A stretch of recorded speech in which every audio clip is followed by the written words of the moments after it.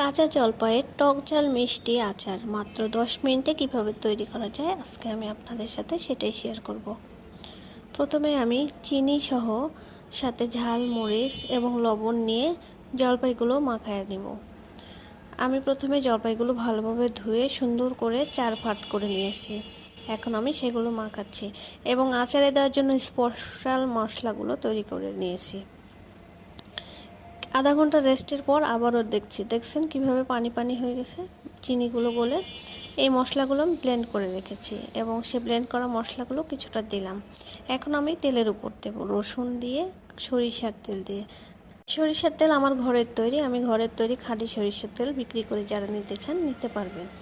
এবার আমি সে তেলের উপর দিয়ে কিছু উল্টায় রাখলাম। খুব আস্তে জাল দিতে হবে, তাপমাত্রা যদি বেশি দেন তাহলে পুড়ে যাবে, ভালোভাবে মশলাগুলো ভিতরে ঢুকবে না। খুব আস্তে আস্তে, যত আস্তে দিতে পারেন। আমি ইন্ডাকশনের সাইড করে রাখছিলাম, আপনারা চাইলে করে দেখতে পারেন। এই দেখেন আমার মশলাগুলো মাখানো হয়ে গেছে এবং আচারের এত সুন্দর একটা কালার এসেছে, মনে হচ্ছে কাঁচাই আছে অথচ ভিতরে মধুর মতো। এবার আমি মশলাগুলো সব দিয়ে দিব, কারণ আমার আচার প্রায় হয়ে আসছে।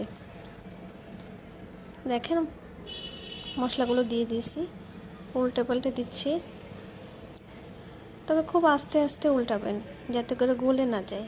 তবে আলহামদুলিল্লাহ আমার একটা আচারও গলে নাই। অবশেষে আমার আচার হয়ে গেল। ধন্যবাদ।